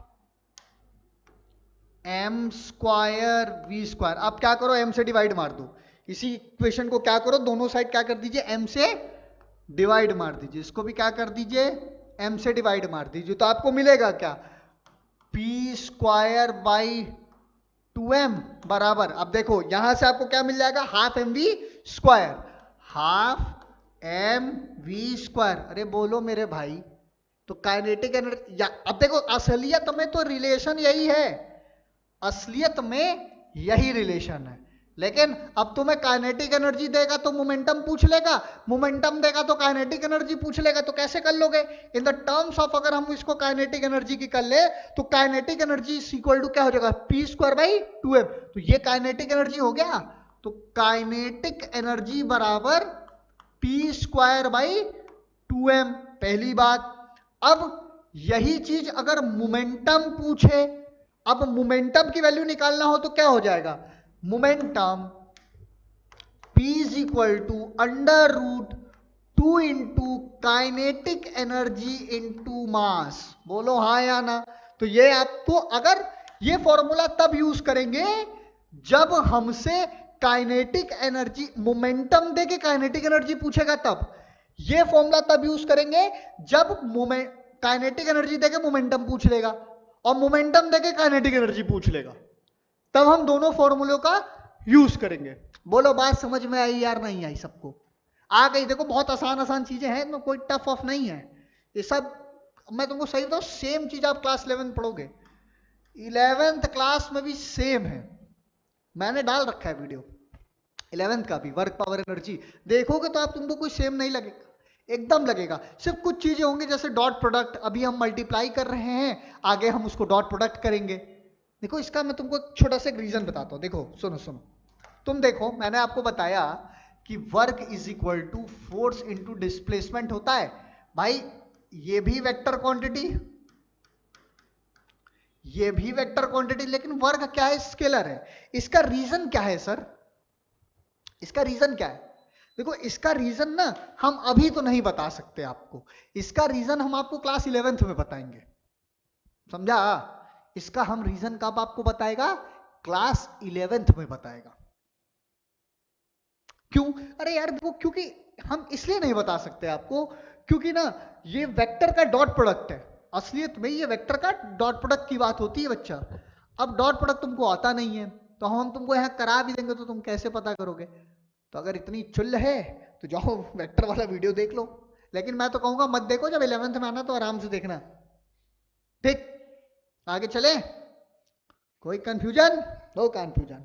अब करते हैं सवाल। सर बेहतरीन सवाल है। अब देखो क्या करना है, सुनो। चल भैया क्वेश्चन किया जाए। सॉल्यूशन क्या कह रहा है? अब देखो काइनेटिक एनर्जी पे ही है। A car is moving with a velocity of 54 kilometre per hour. देखो सबसे पहले भाई साहब कुछ नहीं, जहां पे आप ये देखिए, आपको दिख रहा है किलोमीटर पर आवर में यूनिट दिया है, उसको सब कुछ मत करो, उस वेलोसिटी को सबसे पहले मीटर पर सेकंड में कन्वर्ट करो। सिंपल, कुछ नहीं, आप यही करो ना। वेलोसिटी आपको कितना दिया, 54 को आप क्या करेंगे, मीटर पर सेकंड में कन्वर्ट करने के लिए क्या करेंगे, मल्टीप्लाइड बाई 5/18 से जब आप मल्टीप्लाई करेंगे तो ये आपको मिल जाएगा 15 मीटर पर सेकंड। ये आपकी वेलोसिटी आ गई। ठीक है, समझ गए। अब कह रहा है what is the kinetic energy of a boy of mass 40 kg sitting in a car। उस लड़के का काइनेटिक एनर्जी बताइए जो वो कार में बैठा हुआ है। तो मतलब लड़के का जो मास दे रखा है वो आपको कितना दे रखा है, 40 kg में दे रखा है। तो अब आप कैसे करोगे बेटो, सुनो। तो काइनेटिक एनर्जी बराबर हाफ mv²। तो काइनेटिक एनर्जी बराबर हाफ, m की वैल्यू कितनी है, 40 इंटू कितना, 15, कितना गया, 20 बार में ये गया, तो 20 को इससे मल्टीप्लाई कर तो कितना आ जाएगा, आई थिंक 4500, 4500। तो काइनेटिक एनर्जी की वैल्यू आ गई आपकी 4500 जूल। यही ना आएगी भाई, पक्का? कोई कंफ्यूजन? अरे कंफ्यूजन हो तो बोल दो कि सर कंफ्यूजन है। Any confusion? No confusion. क्या सवाल करें, पक्का? चलो। Suppose a hammer of a 1 kg mass fall free on a wooden block if it fall from a height 1 meter, how much kinetic energy will it have just before hitting the wooden block? Simple सी बात है, क्या ही problem है। देखो एक wooden block है, ठीक, आपने इसके ऊपर कुछ ऐसे फेंका तो वो जाके नीचे गिरेगा। तो आपको बस उसकी काइनेटिक एनर्जी बतानी है कि अगर यहाँ पे कोई बॉल है या कुछ ऑब्जेक्ट है, वो नीचे की तरफ आके इस पे गिरेगा, तो जैसे ही गिरेगा तो आपको इसकी क्या बतानी है, काइनेटिक एनर्जी बतानी है। तो पहले हम डेटा नोट कर ले। मास की वैल्यू क्या दे रखी है, m इज इक्वल टू, सबसे पहले हमें जो मास दे रखा है m, मास की वैल्यू 1 kg, डिस्टेंस की वैल्यू भी कितनी दे रखी है, 1 मीटर, और क्या दे रखा है भाई, अरे सर वेलोसिटी नहीं दे रखा है। तो कैसे निकालेंगे, एक इक्वेशन है ना हमारे पास, v² is equal to u² plus 2as। Simple सा फॉर्मूला है, अब निकाल लोगे। v² बराबर u, इनिशियल वेलोसिटी कितनी, 0, पक्का है ना, 0 ही हो गया, और क्या, इनिशियली यहाँ पे वेलोसिटी की वैल्यू 0 हो जाएगी, प्लस 2 इंटू एक्सेलरेशन कितना दे रखा है, सर नहीं दिया है। तो सिंपल सी बात है, नीचे आ रहा है ना तो जी नहीं लगेगा, जब नीचे की तरफ एक्सेलरेशन आएगा तो कितना लग जाएगा, 9.8 मीटर पर सेकंड स्क्वायर, तो 2 इंटू 9.8, सही है। एस कितना दिया है, इंटू 1। क्या अब आप इसको सॉल्व करके वैल्यू नहीं ला सकते हैं, सॉल्व करके वैल्यू लाएंगे लगभग ये आ जाएगी आपकी 19.6 मीटर पर सेकंड। ये वैल्यू आ गई, उठा के रखो। अब काइनेटिक एनर्जी हाफ mv², तो काइनेटिक एनर्जी की वैल्यू कितनी होगी, हाफ m कितना है, 1 इंटू v कितना है, 19.6 का होल स्क्वायर। सॉल्व करके आंसर लाओ। अब इतना तो यार तुम लोग सॉल्व कर ही सकते हो, इससे ज्यादा मैं तुमसे क्या ही उम्मीद करूं। ठीक है, इतना तो हर बच्चा कर लेगा, पक्का? चलो नेक्स्ट क्वेश्चन की तरफ चले। क्वेश्चन है कि क्या है सर, सर क्वेश्चन नहीं है, क्वेश्चन की तो हम क्वेश्चन की सीरीज डालेंगे ना अच्छी अच्छी, टेंशन मत लो। नेक्स्ट क्या है हमारा, पोटेंशियल एनर्जी। देखो पोटेंशियल एनर्जी क्या है, मैं बहुत सिंपल से यहीं पे सब चीज बता देता हूँ इतने समय। और स्लाइड है कि नहीं मेरे पास, expression of gravitational potential energy, बात तो यही, चलो यहीं पे पहले समझा देते हैं कि पोटेंशियल एनर्जी हमारे पास क्या होता है। पोटेंशियल एनर्जी का बच्चा मतलब ये होता है, सिंपल सी बात है, इन मोहतरमा को देखो, इन्होंने क्या किया है, इन मोहतरमा ने धनुष खींचा तो इस धागे के अंदर कौन सी एनर्जी आई, पोटेंशियल एनर्जी आई। और जब ये छोड़ेंगे तो ये काइनेटिक एनर्जी इसको दे देगा ताकि तीर आगे की तरफ जाना शुरू हो जाए। तो काइनेटिक एनर्जी क्या है, the energy possessed by the body due to its position change in shape is called potential energy. ऐसी एनर्जी को हम क्या कहते हैं, जो पोजीशन को चेंज कर दे, this energy is called potential energy. बात समझ में आई, कोई दिक्कत सर, नो दिक्कत। चले आगे, छोटी छोटी बात, ये वही वाली बात है, निगेटिव नहीं होता पॉजिटिव ही होता है काइनेटिक एनर्जी। अब आते हैं इसके एक्सप्रेशन के ऊपर, सुनो।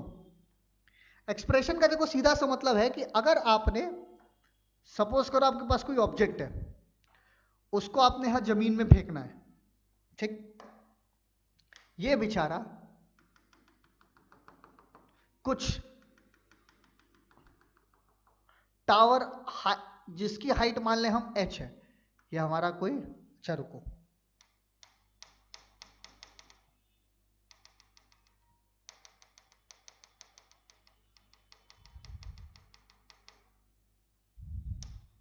देखो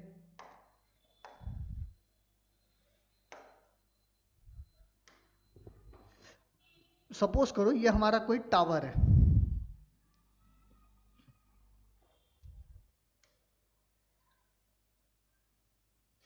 हाँ ठीक, जिसकी हाइट हम मान लेते हैं कुछ h हाइट दी हुई है, ठीक। अब इस टावर से ये हमारा क्या है, जमीन का ग्राउंड, ठीक है बच्चों। यहां से अगर हमने किसी बॉल को, मान लीजिए बॉल है जिसका मास कुछ क्या है, m, ये बॉल है जिसका मास क्या है, m, और वेलोसिटी, इनिशियल वेलोसिटी u है, ठीक। तो अगर हम इसको नीचे की तरफ छोड़ेंगे तो ये नीचे की तरफ आएगा, जैसे ही यहाँ टप्पा खाएगा तो इसकी फाइनल वेलोसिटी 0 हो जाएगी, बोलो हाँ या ना, नीचे आएगा फाइनल वेलोसिटी 0 हो जाएगी। सुनो, तो हमें अगर वर्क डन निकालना है तो हम कैसे निकालेंगे, वर्क बराबर क्या होगा, फोर्स इनटू डिस्प्लेसमेंट। तो work is equal to force क्या होगा, m इंटू ए। जब ये नीचे आएंगे तो भाई साहब एक्सेलरेशन ड्यू टू ग्रेविटी इसको नीचे खींचेगी, विच इज कॉल्ड 9.8। तो s डिस्टेंस है तो इसको h से रिप्लेस कर दें, इंटू h, तो w बराबर क्या मिल गया, m g h। बोलो हाँ या ना। सर ये तो आप पिछले वाले क्वेश्चन में ही बता रहे थे, अरे वही तो है, पर तरीके से बता दी थोड़ा सा, ठीक है, समझ में आई बात, पक्का, बस सिंपल सिंपल है, mgh। अच्छा इसकी एनर्जी भी सर क्या होगी, जूल। एनर्जी है भाई, चाहे काइनेटिक एनर्जी हो चाहे पोटेंशियल एनर्जी हो, दोनों की यूनिट किस में हम कंसीडर करेंगे, जूल में ही करेंगे। समझ में आई बात, अरे बोल भाई हाँ या ना, मजा आ रहा है पढ़ के, बहुत आराम आराम से पढ़ा रहा हूं, जिसको धीमा लगेगी क्लास वो 1.5x या 2x पे आराम से देख लेगा, इसमें कोई दिक्कत वाली बात नहीं है। चले आगे, सर कितना बचा है, अरे भाई है, काहे टेंशन ले रहे हो, अरे बहुत घटिया प्रॉब्लम। चलिए इस घटिया से प्रॉब्लम की शुरुआत, अच्छा तुम लोग को एक थोड़ा सा और चीज बताते हैं, चलो बता ही देते हैं। देखो देखो, जैसे आप ये पोटेंशियल एनर्जी में, अब सपोज करो ये स्प्रिंग है, ठीक, ये मास से अटैच कर दिया हमने, अब इसको हम इधर की तरफ फोर्स लगाएंगे, हमने क्या किया, इधर की तरफ फोर्स लगाया, जैसे ही हम खींचेंगे तो ये एक्सपेंड हो जाएगा बेचारा, ये क्या होगा, एक्सपेंड हो जाएगा कि नहीं हो जाएगा, अरे सर बिल्कुल हो जाएगा। ये जैसे ही एक्सपेंड होगा, मान लेते हैं कुछ इधर की तरफ, सर इतना एक्सपेंड हो जाएगा, मान लेते हैं यही मास है, तो जैसे ही आप इसको एक्सपैंड करके स्प्रिंग को छोड़ोगे, बाबा इसके अंदर कौन सी एनर्जी होगी जो इसको यहां तक लेके जा रही है, और इसलिए इस सिस्टम के अंदर जो एनर्जी स्टोर हो गई, कौन सी एनर्जी स्टोर हो गई, पोटेंशियल एनर्जी स्टोर हो गई, जिसकी वजह से जैसे ही आप छोड़ोगे तो झन झन झन झन झन झन झन झन झन झन झन रुकेगा। समझ में आई बात? ऐसे ऐसे स्प्रिंग करते करते करते करते रुकता है ना, वो कौन सी एनर्जी है, पोटेंशियल एनर्जी। इसको कहते हैं स्प्रिंग, इलास्टिक पोटेंशियल एनर्जी। ये केस क्या है हमारा, ग्रेविटेशनल पोटेंशियल एनर्जी। इसमें थोड़ा सा एक 11th क्लास में पढ़ाएंगे तो ये एक लॉ लग जाता है जिसको हम कहते हैं हुक्स लॉ।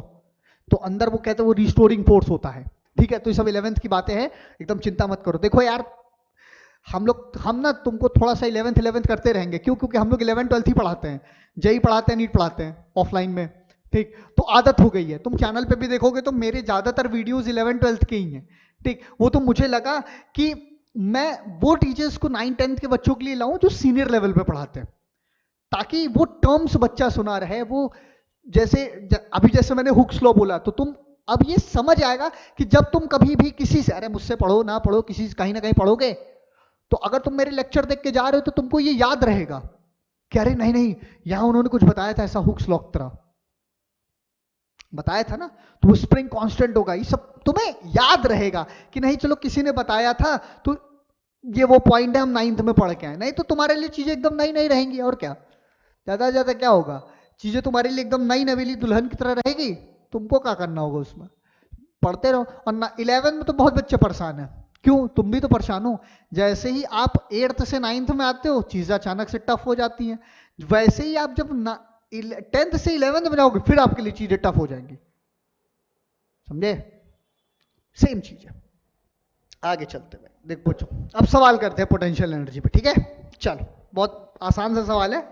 देखो क्वेश्चन हमसे क्या कह रहा है, a man through a mass of 2 kg vertically upward. देखो एक बात और समझो, सुनो सुनो, यहां पे देखो क्वेश्चन ने एक बात कह रही है, वर्टिकली अपवर्ड है, यहां पे थोड़ा सा चेंज आएगा। With a velocity of 20 metre per second, what is the potential energy of the mass after 1 second. 1 second के बाद उसकी पोटेंशियल एनर्जी कितनी होगी? बहुत सिंपल है यार। एक बॉडी है जिसको आप ऊपर की तरफ फेंक रहे हो, ऊपर की तरफ, तो बस सिंपल सा चेंज आएगा, तो जो आपका जी होगा वो क्या हो जाएगा, निगेटिव हो जाएगा। बस 9.8 की वैल्यू क्या हो जाएगी, निगेटिव हो जाएगी। तो क्या यहां पे आपको डिस्टेंस दिया है क्या? नहीं दिया है। तो आप यहां पे टाइम दे रखा है, हाँ टाइम दे रखा है।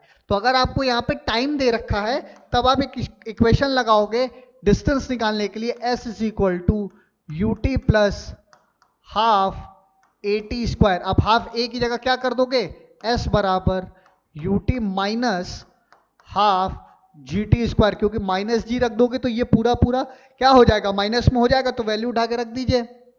इनिशियल रफ्तार कितनी है, 20 मीटर पर सेकेंड, तो s बराबर 20 इंटू टाइम कितना है, 1 सेकेंड, 1 माइनस हाफ 10, जी की वैल्यू 10 ले लो, इंटू 1 का स्क्वायर, ठीक है।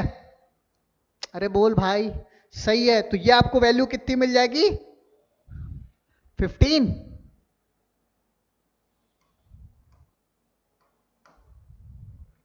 हाँ 15, 20, ये कितना हो गया, 20 माइनस 5, तो s बराबर आपको मिल गया 15 मीटर। अब जब आपको s की वैल्यू मिल गई तो उठा के वर्कडन में रख दीजिए, work is equal to M G H. तो m कितना है आपके पास, 2 kg, वर्क बराबर m 2 इंटू 10 इंटू h कितना आया, 15। सॉल्व कर लेना, you will get your answer.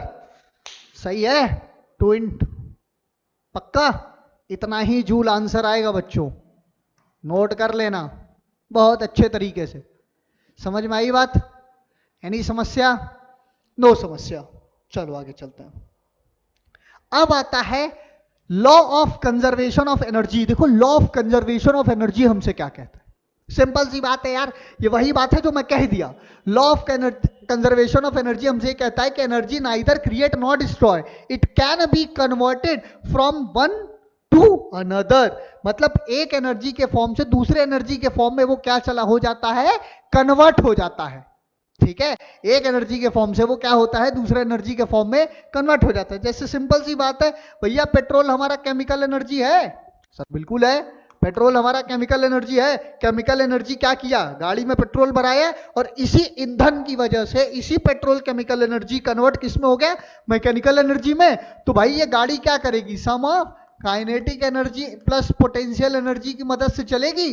अरे बोलो हाँ ना। सर एकदम, बात तो आप एकदम सही कर रहे हैं, चलेगी ना।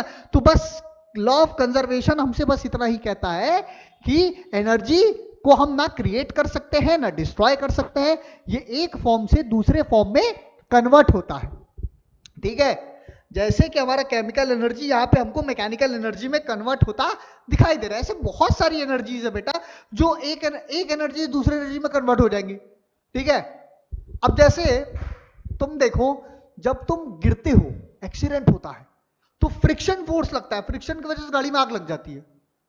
तो वो एक एनर्जी हीट एनर्जी में कन्वर्ट हुई कि नहीं हुई, हुई ना।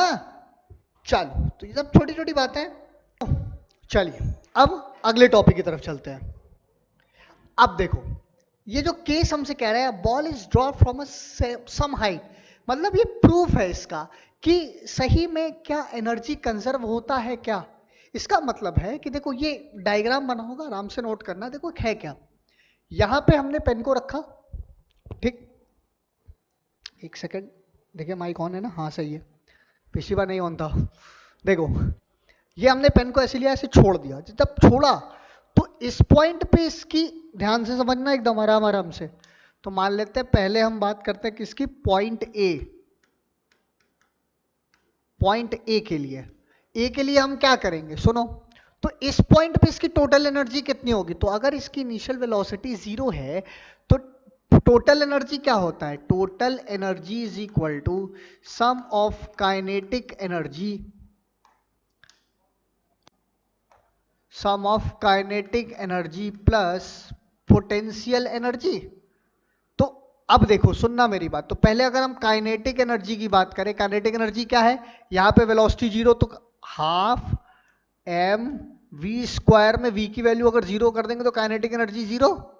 ठीक, और अगर मैं यहां पे बात करूं पोटेंशियल एनर्जी की, तो पोटेंशियल एनर्जी क्या मिलेगा भाई, एम जी एच ही लगेगा ऊपर से नीचे की तरफ, एम जी एच। तो यहां पे हमारा जो टोटल एनर्जी होगा पॉइंट ए पे, वो कितना होगा, एम जी एच के ही तो बराबर होगा। हमारा जो टोटल एनर्जी आएगा वो किसके बराबर होगा, एम जी एच के बराबर ही होगा। तो देखो, ये बताना है कि यहां पे भी पॉइंट ए पे भी एम जी एच के बराबर होगा, पॉइंट बी पे भी एम जी एच के बराबर होगा, पॉइंट सी पे भी। सर पॉइंट सी पे भी तो होगा सर, अरे बिल्कुल सही बात कर रहे हो यार तुम लोग। तो अगर हम पॉइंट सी की बात करें, पॉइंट सी की, रुको,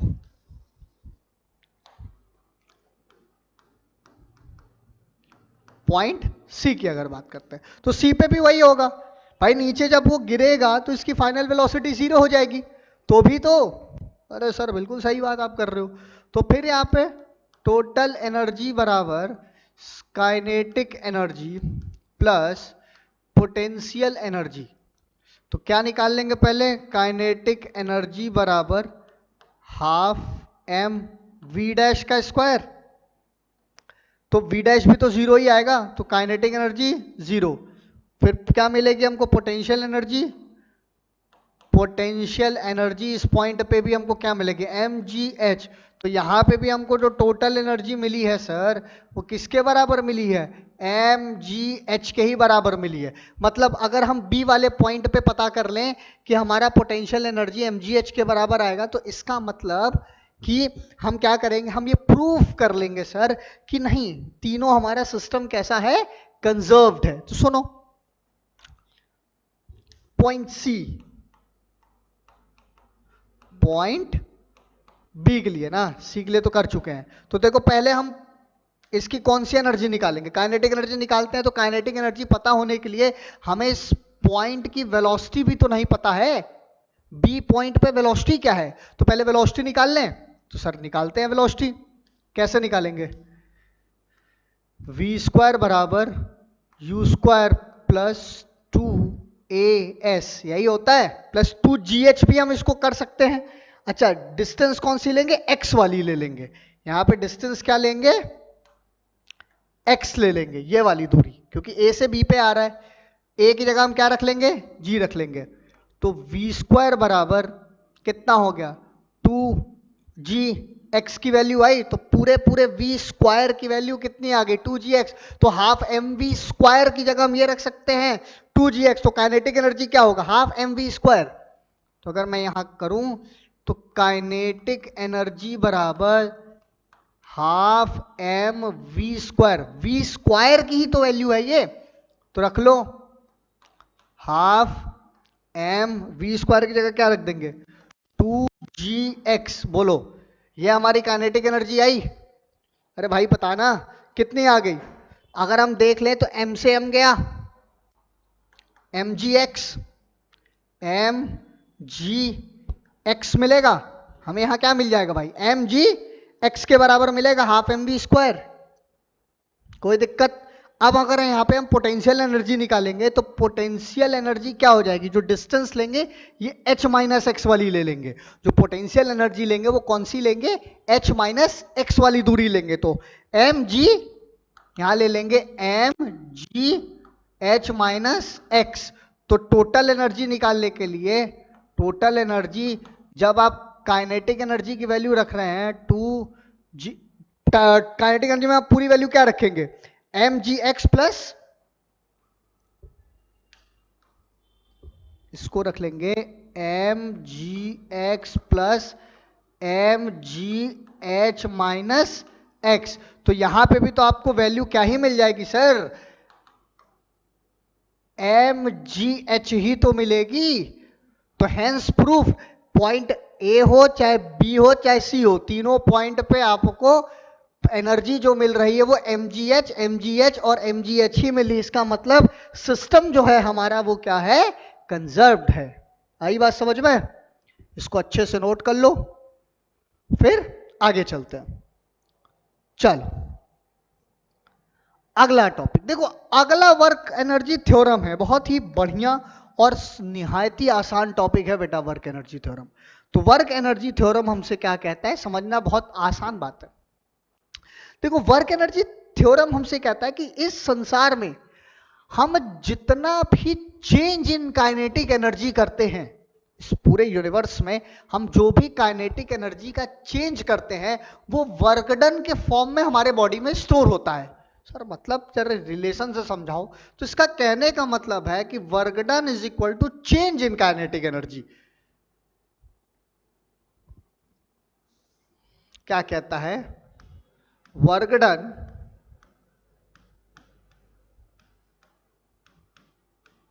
is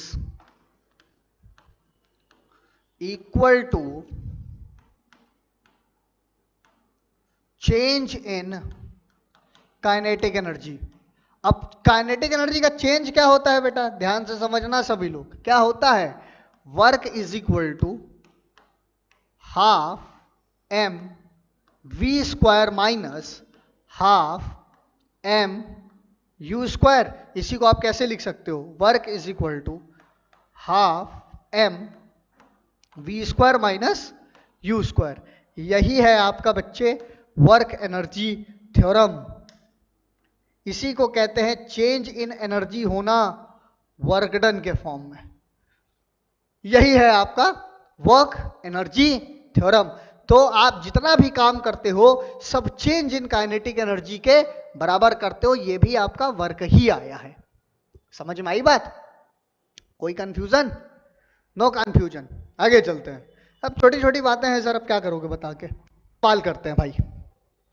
क्या कह रहा है, A billiard play hits a ball of mass m gram, ठीक है, a ball acquire a velocity v, what is the work done by the player on the ball। अरे यार क्या है, सीधे सीधे फॉर्मूला ही पूछ लिए होते। मतलब कह रहा है कि वर्क डन बताइए, जबकि हाफ वेलोसिटी मास दिया हुआ है आपको m, वेलोसिटी दी हुई है v, तो हाफ एम वी स्क्वायर, खत्म आंसर। यही तो है, इसमें इतना क्या सोचने वाली बात है। ये लोग पीपीटी बनाने वाले भी कितना घटिया घटिया प्रॉब्लम डालते हैं लोग। A rocket of mass M, हाँ ये बढ़िया सवाल है। मास आपको दे रखा है 3 × 10⁻6 kg, take off from a launching pad and acquires a vertical velocity of 1 kilometer per second. by 1 kilometer per second at an altitude of 25 kilometer. Distance आपको दे रखा है 25 kilometre. Calculate number 1 potential energy, number 2 kinetic energy. जबकि आपको जी की value कितनी लेनी है बच्चों, 10 लेनी है। ये बात ध्यान रखिएगा, जी की वैल्यू कितनी लेनी है, 10। तो सबसे पहले आपको क्या क्या दे रखा है डेटा में, देख लीजिए 25 किलोमीटर है, तो किलोमीटर को मीटर में कन्वर्ट कर देंगे तो कितना हो गया, करेंगे ना 1000 से मल्टीप्लाई, तो 20 एस दे रखा है ना।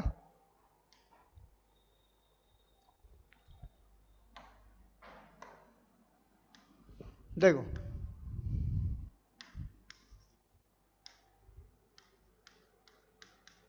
देख क्या कह रहा है आपसे कि सबसे पहले आपको मास दे रखा है, चलो मास को लिख लेते हैं। मास बराबर 3 × 10⁻6 और launching pad vertical velocity 1 metre kilometre पर सेकेंड, ठीक है, और डिस्टेंस 20 किलोमीटर, तो मीटर में कर दें। एस को ले लें 25 × 1000, तो ये 25,000 हो जाएगा आपका। और जी की वैल्यू 10 लेनी है, डेटा लिख लीजिए, जी की value 10 metre per second square लेनी। तो पहला क्या कह रहा है, काइनेटिक एनर्जी। तो काइनेटिक एनर्जी निकालने के लिए क्या करेंगे आप, पहला अच्छा पहला पोटेंशियल एनर्जी, तो पहला ए वाला पार्ट निकाल लें।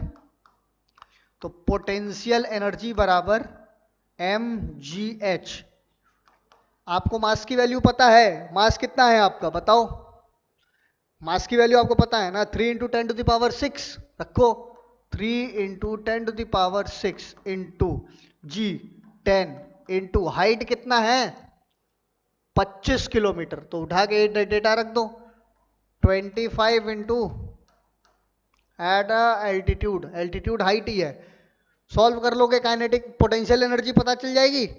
सही है ना भाई, कोई दिक्कत, कुछ गड़बड़ हुआ क्या, सही तो है, ठीक। अब भी निकाल लो kinetic energy, half mv², half mass की वैल्यू कितनी 3 × 10⁻6 इंटू वेलोसिटी कितनी 1 किलोमीटर पर सेकेंड। तो किलोमीटर पर सेकेंड का मतलब कितना हो गया, किलोमीटर पर सेकेंड 1000 का स्क्वायर, रख के सॉल्व कर दो आंसर आ जाएगा, ठीक है। चलो आगे चलते हैं। अगला भाई हमसे क्या कहता है, पावर के बारे में बात कर रहा है। पावर क्या है भाई, कुछ नहीं है, कुछ नहीं है। आप कहते हैं जितना आप काम करते हो, पावर का मतलब बहुत सिंपल सी बात है, पावर का मतलब है कि आप पावर के लिए, सुनना, पावर का मतलब है सिंपल से कि वर्क डन बाय टाइम, आप जितना काम करते हो और जितने समय में करते हो उसके रेशियो को हम क्या कहते हैं बेटे, पावर कहते हैं। समझना, उसके रेशियो को हम क्या कहते हैं, पावर कहते हैं, जिसको हम कह सकते हैं जूल पर सेकेंड, इसी को कहते हैं वॉट, ठीक है। जूल पर सेकेंड पावर की एसआई यूनिट क्या होती है बच्चा, वॉट होता है। What is 1 watt, 1 watt is equal to 1 joule पर 1 सेकेंड। इसको बहुत अच्छे तरीके से याद रखिएगा कि सिंपल सी बात है ना, कि आप जितना आप कोई भी काम कम समय में कर दिए, अगर आपने कम समय, अरे आपके तो बहुत पावर है, अब आप उस काम को ज्यादा समय में कर दिए तो आपके पास ज्यादा पावर, कम पावर है। तो जितना आप काम करते हो और जितने उसके रेशियो टाइम में करते हो, उसके रेशियो को हम क्या कहते हैं, पावर कहते हैं। देखो पावर का एक सबसे बेहतरीन है कि 1 हॉर्स पावर, ये याद रखना सब लोग, 1 horse power is equal to 746 watt के बराबर होता है। याद रखना, 1 हॉर्स पावर का मतलब कितना होता है, 746 वॉट के बराबर होता है। यही हमारा बच्चा सिंपल सा पावर है। आई बात समझ में, कोई कंफ्यूजन, नो कंफ्यूजन।